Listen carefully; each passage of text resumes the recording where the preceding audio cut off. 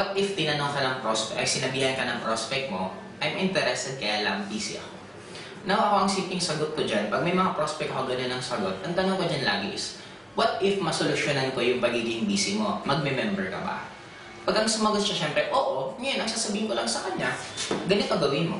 Mag-join ka, after mag-join, bigyan mo na ako ng prospect. Pwede kang pumasok pa rin sa trabaho mo, huwag kang aatin ng seminar, huwag kang pupunta sa kung saan-saan mo, hindi ka kakausap ng tao, magbigay ka na ng referrals.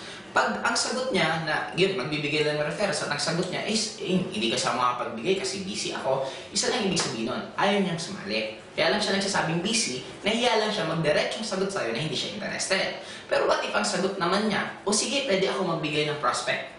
Ngayon, pag yun ang sagot, ang sunod mong tanong, okay, kailan ka mag-join?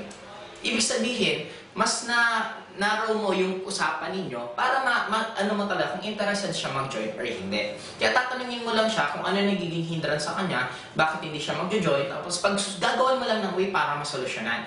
Pero ito, make it a point na pag nag-join siya, tapos sinabihan mo hindi siya ate ng office, hindi siya magre-recruit, magbibigay lang siya ng referral, dapat panindigan mo yon. Huwag mo rin na pag after nag-join, biglang dapat umattend ka, dapat ganito, hindi. Kung ano yung ipapangako mo sa prospect mo at yun ang reason kaya siya nag-join, dapat yun ang panindigan mo.